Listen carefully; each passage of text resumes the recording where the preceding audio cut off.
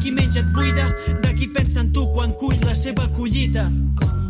Aigua subterrània que suda la foc. Aquesta aigua subterrània cada cop més necessària per les nostres vides que ens du directament cap a la vida rural. Ho hem fet anunciant aquesta experiència de la Talaia Pagesa, que esperem que sigui tot un èxit. Vindran aquí un dia al programa per explicar com ha anat la cosa. I ara us presento dos convidats que ens ha facilitat Gustavo Duc. Aquesta és el seu espai, un espai que avui farem d'una manera especial, perquè el Gustavo no està presencialment amb nosaltres, però sí amb ànima i també amb so. Així que l'escoltarem amb les seves preguntes i la seva direcció, que és el més important.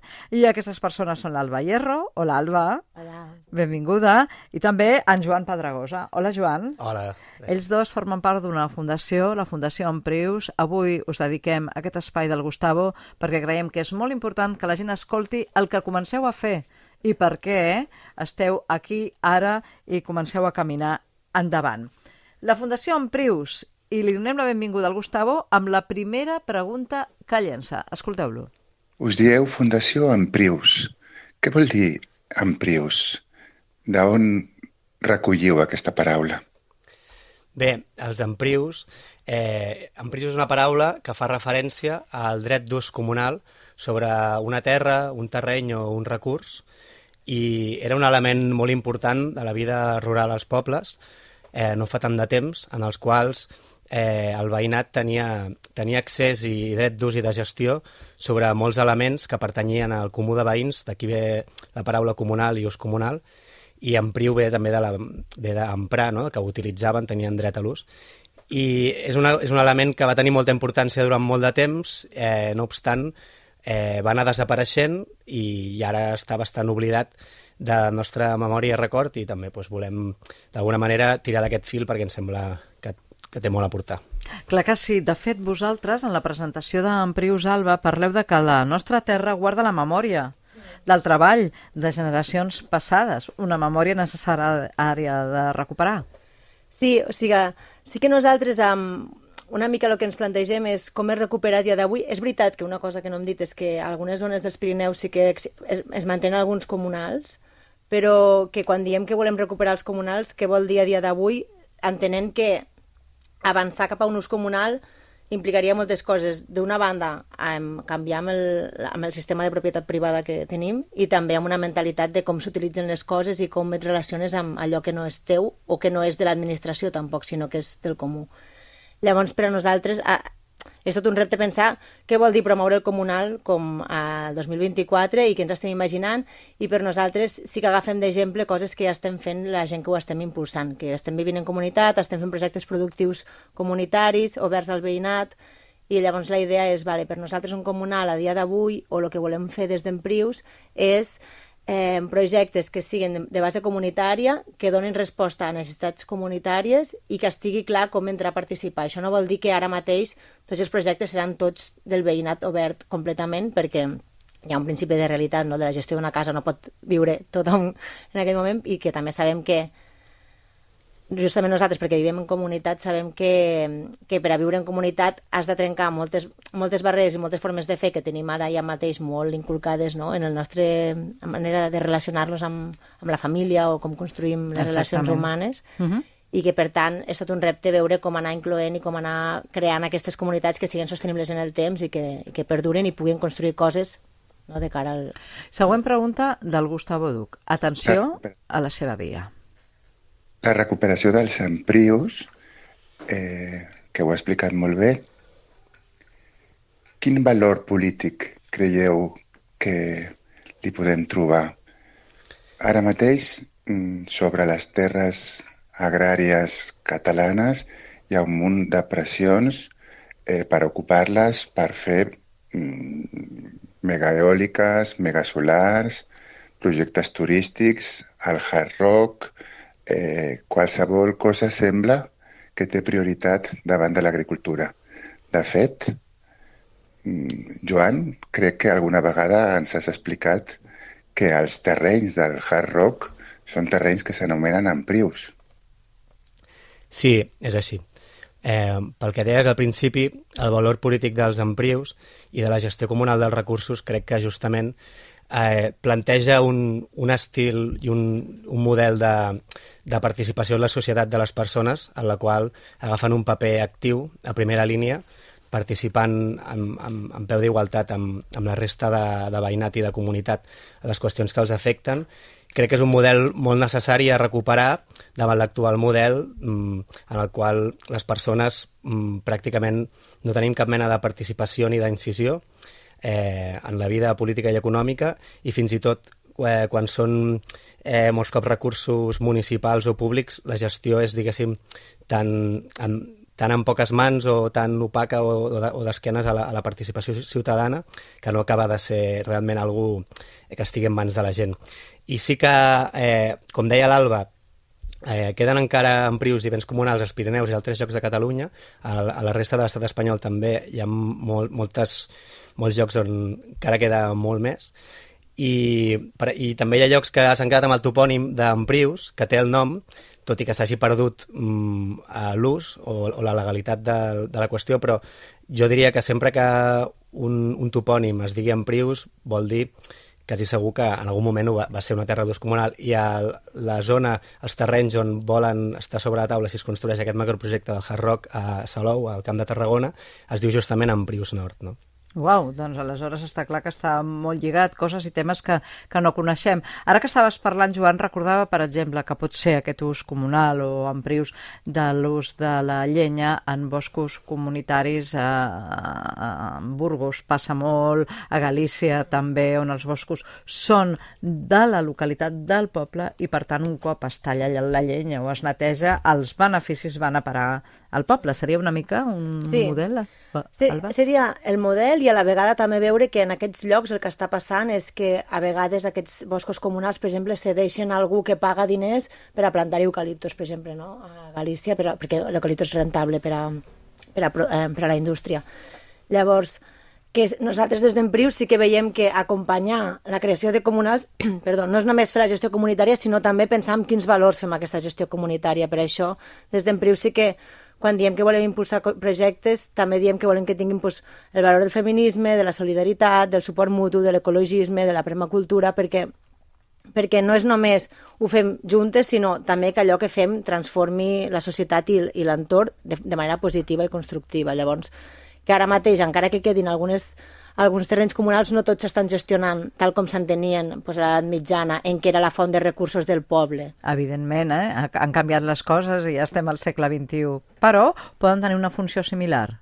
Sí, totalment. Vull dir que, no, això el Joan potser ho explicaria millor, no? Però que a l'edat mitjana tenir recursos comunals volia dir que inclús la persona més pobra tenia en llenya per escalfar la llar, podria espigolar recursos per alimentar-se. Vull dir, ara mateix a la societat tot està mediat per un mercat, no? I llavors tenir recursos comunals i fer les coses en base comunitària assegura a les persones que formen part d'aquestes comunitats tenir un mínim material assegurat per a poder viure amb un mínim de dignitat. Següent pregunta de Gustavo Duc.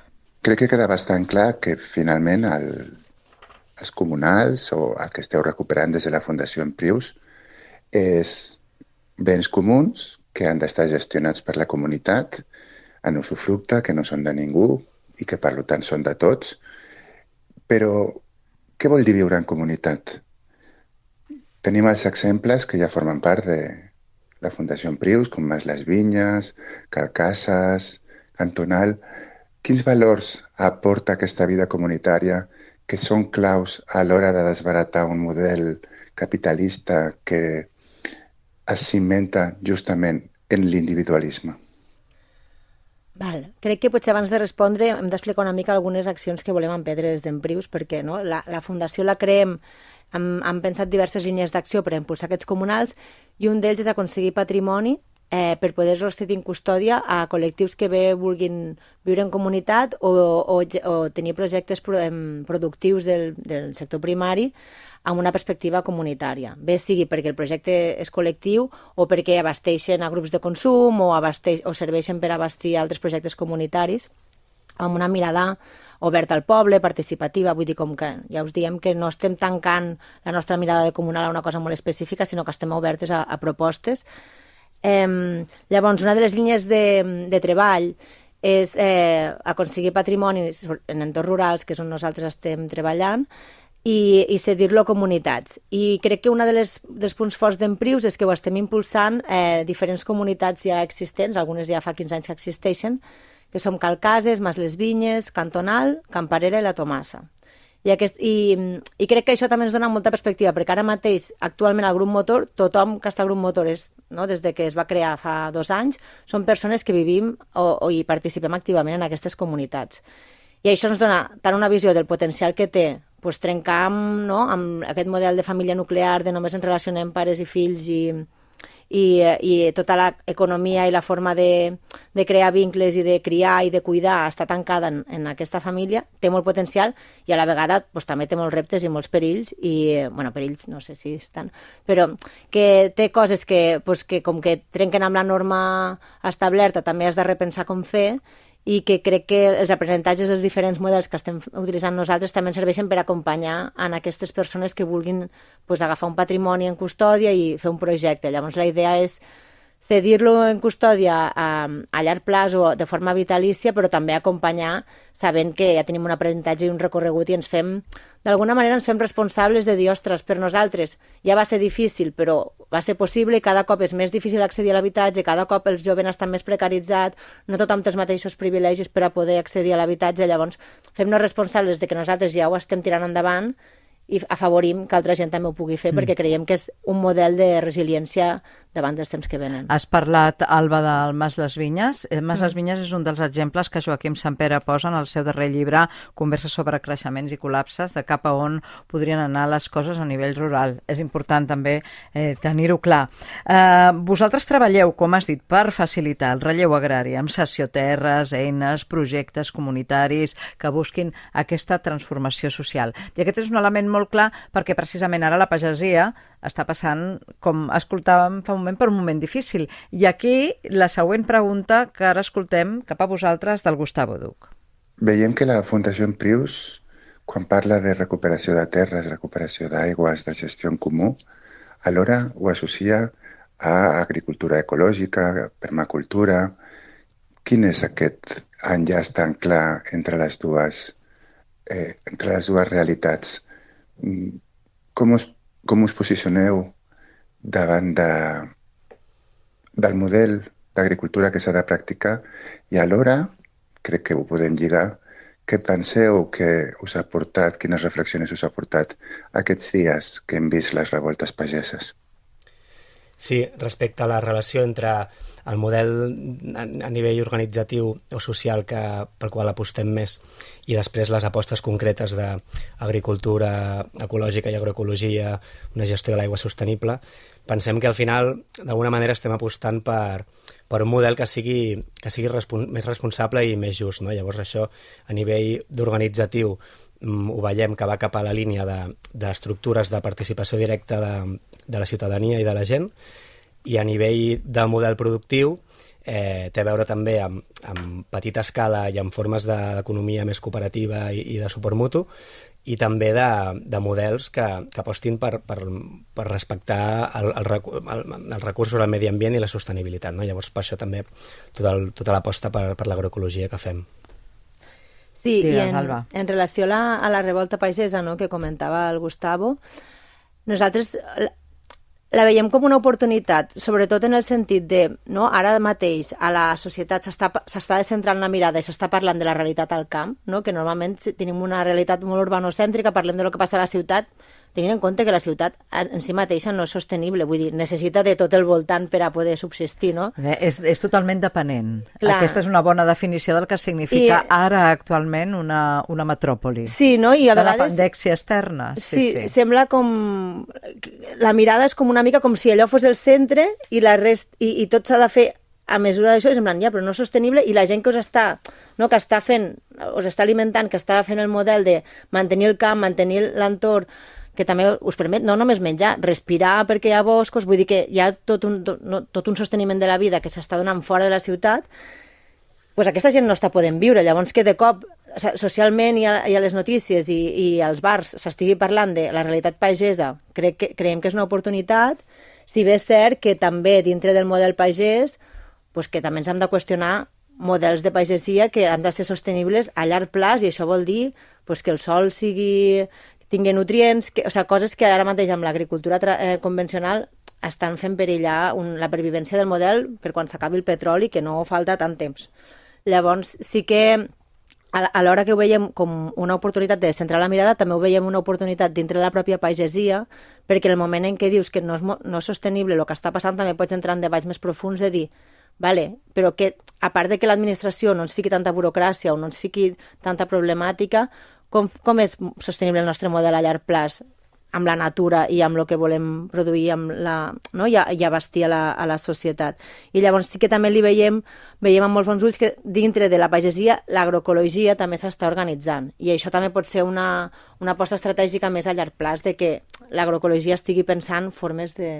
Dintre de la pagesia, l'agroecologia també s'està organitzant. Per tant, ara quan continueu veient, perquè continuaran aquestes mobilitzacions pageses, discerniu entre aquesta pagesia d'intensiu, no?, que continua una teoria o una forma de fer que ens ha estat vinguda des dels darrers anys, dels darrers 50 i 100 anys, o aquesta pagesia que camina cap al futur, que és l'agroecologia. Ho estic dient bé, això? Ho he llegit? Sí, també té a veure amb una qüestió d'escala i de la mida dels productors, perquè també hi ha molts petits productors i mitjans que venen de pagesia tradicional i petita i familiar, que s'han acabat posant en un engranatge de model intensiu i també amb ramaderia integrada, posar-se a dependre de cadenes de subministraments i de distribució de grans empreses internacionals. Aleshores, que també és veritat que hi ha molta part de la pagesia petita que també s'ha posat bastant a la força, jo crec, ha estat totalment empesa a posar-se en models més intensius, i aquesta gent tampoc són el mateix que grans empreses intensives, no? O sigui que hem de fer també diferències en tots els aspectes. Volies dir, Alba? Sí, no, que volia aprofitar per a dir que una de les línies d'acció, no, que tenim des d'Emprius és com combatre aquest acaparament de terres, perquè ara mateix, si bé l'especulació immobiliària a Barcelona, a la ciutat, ja està sent molt evident, al camp ja comença a ser-ho també, llavors que volem que Emprius sigui una eina per alliberar terres productives i sòl fèrtil del mercat i poder-los cedir a projectes que aposten per aquesta sobirania alimentària, per circuits curts i per abastir a comunitats. Llavors, com també invitar a gent que tingui terrenys productius que potser estan en desús a pensar si els voldria donar. Aquesta és una crida que està fent l'Alba a les persones que teniu terres, que esteu dubtant en vendre-les cap a un projecte de macroparc eòlic o macroparc fotovoltaic i que pot continuar tinguent un ús agrícola d'una manera diferent, no? Això estàs dient, Alba? Sí, és que nosaltres també tenim aquesta percepció de que a vegades més que els diners també li dona sentit a la nostra vida veure que allò que tenim té un sentit per a la societat o per a l'entorn, no? Llavors, com intentar trencar aquesta lògica de maximitzar el benefici econòmic amb allò que tenim i pensar quin impacte tenim a la societat i podem fer amb allò que podem aportar. Exacte, que seria cultivar o, per què no, fer que les ovelles pasturin en aquella zona i pugui donar vida no tan sols a les ovelles, sinó un pastor-pastora i també el seu projecte. Seria un altre dels elements. Cinquena pregunta del Gustavo Duc. En quin moment a Catalunya o en general a nivell estatal europeu aquestes terres comunals desapareixen i acaben, en alguns casos, acaben en mans dels ajuntaments, que és ja un primer pas, finalment, com per la privatització, quan encara la paraula ajuntaments, etimològicament parlant, fa referència a una gestió comú. Exacte, aquesta és la referència. Tu què en dius, Joan? Mira, a Catalunya un gran primer atac contra els béns comunals i usos tradicionals i veïnals i formes de funcionament més participatiu dels pobles. Va haver-hi un gran atac a partir del decret de nova planta, al segle XVIII, i després el segon gran atac que hi ha a Catalunya i a la resta de l'estat espanyol és a partir de la Revolució Liberal al segle XIX, sobretot amb les grans desamortitzacions donacions que a l'escola sempre ens expliquen que li treien les terres a l'església i normalment dèiem, pues no està malament, perquè en tenia moltes, però el que no ens explicaven a l'escola és que també van treure un munt de terres i béns comunals, no? En concret, segons molts historiadors, almenys 12 milions d'hectàrees de terres comunals. Què dius, ara? Sí, amb la llei que va fer un ministre de Foment que es deia Pasqual Madoz a mitjans del segle XIX, una llei que va tenir... es van aplicant a poc al llarg de dècades, que l'Alba parlava de l'edat mitjana, que és com el moment inicial, que després a l'Imperi Romà, que venen com de naixement i floriment de tots aquests béns i usos comunals, però realment fins fa no tant, a principis del segle XX, tot això encara tenia molta força a molts pobles. Al Parlament de Catalunya, al maig del 1936, hi ha un diputat que planteja un avantprojecte de llei pel rescat de béns comunals i ell està preocupat pel problema del despoblament ja a inicis del segle XX i diu literalment que sense els béns comunals els pobles estan perduts, els pobles rurals de Catalunya estan en la misèria. Hi ha una persona que ha fet un estudi molt interessant recopilant moltes investigacions acadèmiques sobre la qüestió, que és el David Algarra, que si no m'equivoco va estar aquí també a Vida Verda fa uns anys i té un llibre molt recomanable que es diu El Comú Català, i també hi ha un projecte divulgatiu bastant interessant que toca la qüestió, que es diu Reconstruir el Comunal, que també una mica tracta de portar a l'opinió pública, no, tota aquesta memòria que ha estat, jo crec que bastant esborrada o amagada, no, de totes unes formes de funcionaments i institucions que no eren una cosa, durant molt de temps i en molts casos no eren una cosa alternativa, sinó que formaven part de la normalitat de moltíssima gent. Hem anat perdent en el camí, en la història, molts serrells, dirien, que no interessaven i que s'han perdut i per tant s'han oblidat, no? I aquests serrells signifiquen aquestes respostes d'alguns parlamentaris en alguna època que reclamaven uns béns que si s'hagués acceptat ara no estaríem parlant d'això, potser d'una altra cosa. Sí o no? Sí, no? La Fundació Emprius, però, Alba, tan important com és i el que esteu promovent, aquesta ajuda per dibuixar el paisatge, per aixecar infraestructures col·lectives, per intentar facilitar aquest relleu generacional que necessita el camp. Com ho farem, això? Què necessiteu perquè es faci? Doncs mira, nosaltres plantegem 3 línies d'acció, que 2 ja les he dibuixat així una mica responent, però que una seria aquest alliberament de patrimoni fora del mercat especulatiu per a cedir-lo, ja siguin cases o sigui terrenys cultivables o boscos a gestionar, a projectes col·lectius. Llavors, per a fer això possible necessitem gent que tingui patrimoni, que vulgui cedir o ficar en herència o fer una donació, i estem obertes a parlar fórmules, és a dir, no tenim una Potser fórmula... fins i tot lloguer, amb la persona que pugui fer el relleu? No, nosaltres sí que volem treure-ho del mercat, llavors si la propietat segueix sent... Ho voleu treure del mercat? Clar, en el sentit de que si segueix en propietat privada i nosaltres facilitem un lloguer, després això igualment segueix estant dintre del mercat. Per tant, esteu parlant de donacions. Estem parlant de donacions, però també poden ser compres molt per sota del preu del mercat o pot ser que alguns acords de que en vida pugui rebre alguna mensualitat i després quedin a l'herència. Vull dir, sí que estem en un moment inicial en què estem obertes a parlar, però també com estem en un moment inicial volem apostar molt per invitar la gent a qüestionar-se per què podria o no podria fer una donació o posar en herència una finca i creure que és possible que això passi, no? Perquè al final és a nivell d'esforç resultat, poder accedir a patrimoni sense haver-lo de comprar és molt més eficaç, perquè no partim de nosaltres tenir molts diners, no vam crear la fundació tenint moltíssims diners i que llavors podem comprar molt patrimoni, sinó que estem confiant en que era una eina necessària per a que pogués passar, però que ara fa falta que la gent hi aporti. Molt bé. Com aportar? Ja hem parlat de com s'aporten les terres o com podrien entrar en contacte amb vosaltres hereus de terres que no saben què fer amb elles i que sí que creuen en aquesta causa de béns comunals.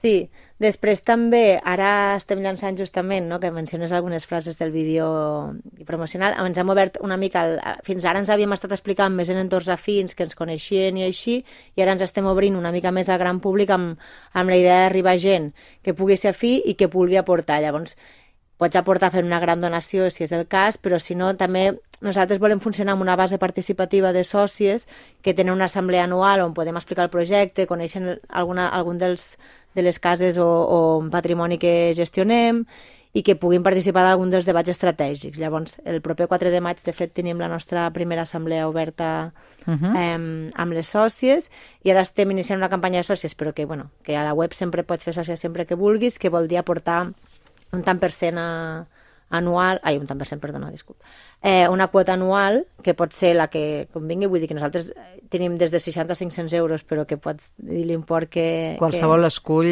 aquell import que considera que és just en el que pot aportar. Sí, i llavors que això, que sí que és veritat que per la característica de la fundació hi ha una gran part d'aquest import que es pot desgravar després, vull dir que acaba suposant menys diners per a la persona que contribueix que el que es diu inicialment, i que és una manera d'ajudar a construir una base. És que hi ha una part econòmica, però aquí també sobretot és tenir una base social que sentim que dona suport a el que estem construint, no? Perquè veure la resposta de quanta gent està sumant-se a la idea també ens dona força per sentir que té sentit el que fem. Doncs jo la veritat és que agraeixo molt que heu vingut al programa, gràcies a la mà de Gustavo Duch, per dur-nos aquesta idea de la Fundació Emprius i sobretot la proposta que porteu, cridant als que ens estan escoltant a que formin part d'aquest col·lectiu que significa fer-se socis de la Fundació Emprius. Així que, Joan, Alba, gràcies per explicar-ho davant dels micròfons. Jo crec que ha quedat força clar. Sí, molt bé, Pilar, moltes gràcies. Ens tornem a trobar un altre dia i ens expliqueu com anem evolucionant? Perfecte. Moltes gràcies per invitar-nos. Fins aleshores. Que vagi molt bé.